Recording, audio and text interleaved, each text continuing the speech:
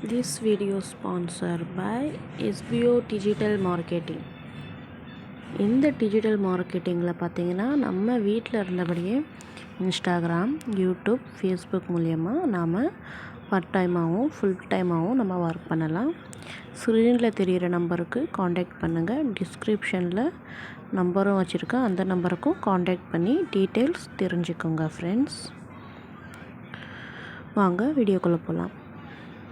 Skip பண்ணாதீங்க. பெரிய தப்பு. தினம் 300 ரூபாய் சம்பாதிக்க அரிய வாய்ப்பு. இன்ஸ்டாகிராம், ஃபேஸ்புக் பயன்படுத்த தெரிந்தால் போதும் content post and content publishing மூலமா தினம் 300 ரூபாய் சம்பாதிக்கலாம். இந்த வேலை செய்ய 5 நிமிடம் போதும். Work training support, group communication support, all language customer live chat support, முக்கியமா சொந்தமா ஒரு பிசினஸ் ஸ்டார்ட் பண்ற அளவுக்கு உங்களால கற்றுக்கொள்ளவும் முடியும், சம்பாதிக்கவும் முடியும். இந்த வேலை வாய்ப்பு வழங்குவது 5 வருடத்துக்கு மேல ரன் ஆகிட்டு இருக்க நம்ம தமிழ்நாட்டு company school of business organisation private limited. மேலும் விவரங்களுக்கு டிஸ்கிரிப்ஷன்ல கொடுத்திருக்க நம்பருக்கு வாட்ஸ்அப் பண்ணுங்க. இன்றைக்கி நம்ம பார்க்க போகிறது உருண்டை குழம்பு எப்படி செய்யலான்னு தான். ஃபஸ்ட்டு உடச்ச கடலையை ட்ரையாக அரைச்சி வச்சுக்கோங்க. தண்ணி படாமல் அரைச்சிக்கோங்க. அரைச்சி தனியாக வச்சுக்கோங்க. அதுக்கப்புறம் கைமா, இதுதான் முக்கியம்.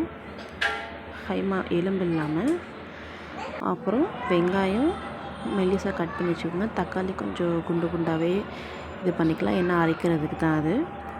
அப்புறம் நம்ம ஜாரில் வெங்காயம், தக்காளி இல்லை, வெங்காயம், தேங்காய், கொத்தமல்லி, இது லவங்கப்பட்டை, 4 பல்லு பூண்டு, மிளகாத்தூள், மஞ்சாத்தூள், இதெல்லாம் போட்டு நம்ம மெலிசாக அரைச்சிக்கணும்.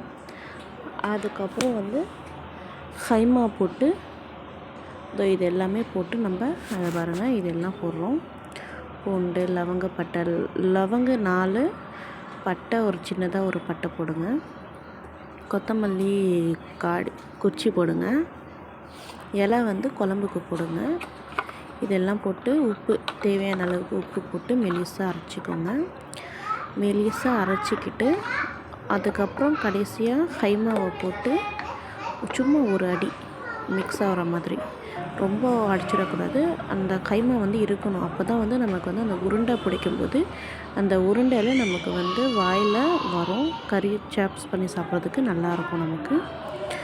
ஸோ ஒரு அடி மட்டும் அடிங்க. அப்புறம் தனியாக தக்காளியும் தேங்காயும் குழம்புக்கு போடுறதுக்கு அரைச்சி வச்சுக்கிறோம். அது ஒரு தனியாக. நம்ம அரைச்சோம் இல்லையா மசாலா கைமாக்கு, அது கைமா மசாலா அரைச்சிட்டு அதில் உடச்ச கடலையை கலந்து இப்படி தான் இருக்கும்.